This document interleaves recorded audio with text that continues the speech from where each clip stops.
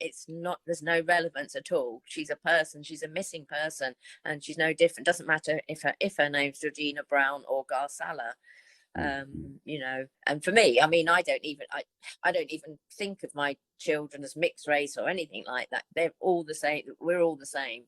Yeah, I just wanted to cover that point. But if we just go back to the beginning of the case now, the opening weeks, obviously, in any investigation, absolutely crucial time to collect evidence, interview suspects, follow leads. I know that you're unhappy with the case and how this was handled in the opening stages. Just for the viewers here, how do you feel that went wrong?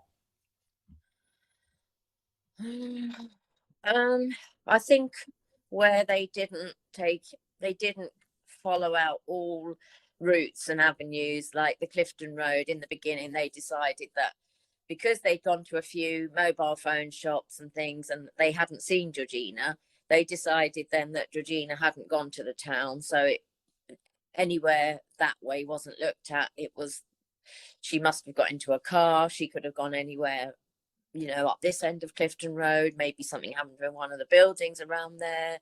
And that was you know, it was never she went into town, and that's what we were led to believe, even though I kept saying, have you checked the roads on that side of the road, which I don't know if they're what they're called on that side. I've forgotten now. There are a couple of roads further down. Have they been checked? If you go through them, they lead you near the law courts and lead you into town. No, we haven't, you know, we don't, you know, we've got no reason to believe that Georgina went there, but you've got no reason to believe she went anywhere else because nobody else saw her after she came out of the Clifton Road store. And then on the CCTV, that came to light 14 months later when Andy took over. And when we had our first meeting with Andy, he showed us that. He took the laptop out and showed us that. And he said, we found some CCTV footage of the peripheral CCTV. Do you think this could be Georgina? And we were just in shock. That's the Chapel Road CCTV we're looking at now. Yeah. I mean, we just watched it over and over and over. And, you know, I think in the beginning we were just overwhelmed by, you know, I see my daughter there walking across the road, and, you know, that feeling of, it's hard to sort of express really, because, you know, we don't know what's happened to her. We didn't know if she was still alive. We didn't know what happened. And there she was 14 months later on this CCTV. And then a couple of months later, they said, oh, we're not really sure. We can't confirm this sighting. We're not really sure. And I said, that is my daughter. I can tell, you know, by the way she walks, the way she swings her arm, the way her hair is. And, but, you know, they just said, because some of the members of the team don't think it's her, but, you know, I'm a bit skeptical, but I wanted to put it out. And I just said, well, I can tell you that's my daughter. Even if we do get people saying, oh, well, the shoes look different and the bag's different. There was 6 hours different. There was 6 hours difference between those two CCTV sightings.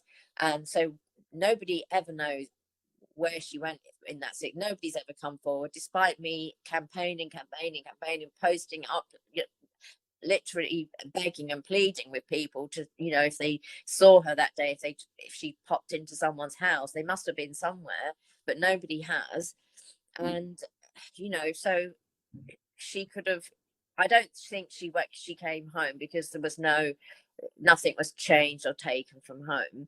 But also, when we were working with Donald McIntyre, he brought Andy Crocker, the cyber expert, and he looked at it. He said he studied it for several months, and he measured the shoulder measurements from the Clifton Road shop and the measurements on the Chapel Road, and he said that is her. He said, I can say that's her. He said, and something about the strap of the bag. He said, it's the belt of the coat that hangs down. But because that footage is very, very grainy, it's not very clear. Not like the one in the shop, which is, you know, considering the one in the shop is only one of those little cheap CCTV camera units, he told us, you know. But it's quite clear, that one So I think the question that many people will have is that, okay, well, if the police are saying that it's unconfirmed and that sighting's unconfirmed, can we corroborate it with any other CCTV in the area? Is that something that they've done? Well, something you can do? well, also because we had the internal review, they started doing the internal review, and then I think it was in 2020 we had the meeting with the reviewing officer, and then it turned out there was 27 failures. I'm not sure if it was 11 or 13, I can't remember now, but 11 or 13 of those was lost CCTV footage.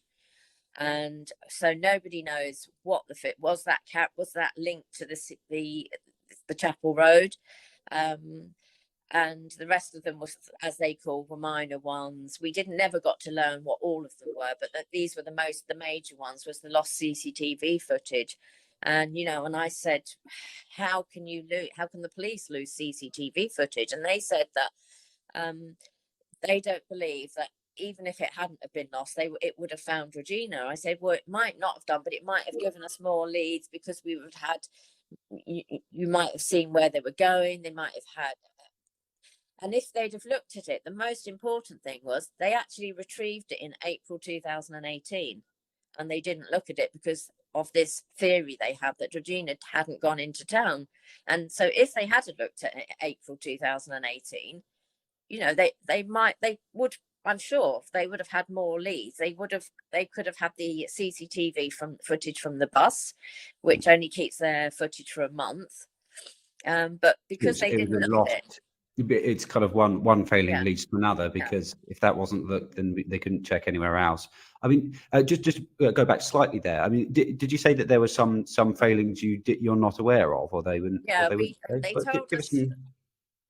Idea of what do you mean? There are some of the other ones were things like where they'd retrieved things to check forensically from various places, exhibits. They hadn't been labelled properly, so the label wasn't done properly.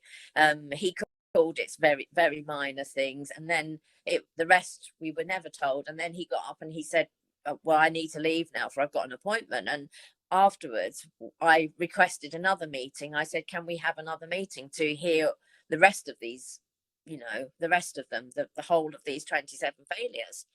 And we were told no, we couldn't, because some of them would, because it was a live investigation, we couldn't hear all of them. But he told us the most sort of important ones.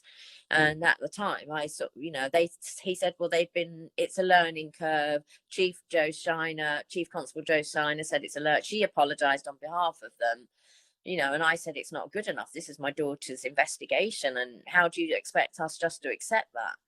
It's a learning curve. You lost CCTV, and that could have given vital information.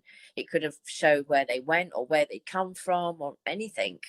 So it wasn't acceptable. I did put in about 3 appeals, complaints, and they looked at it and they just said, well, they've accepted responsibility and they've referred themselves to the IOPC, and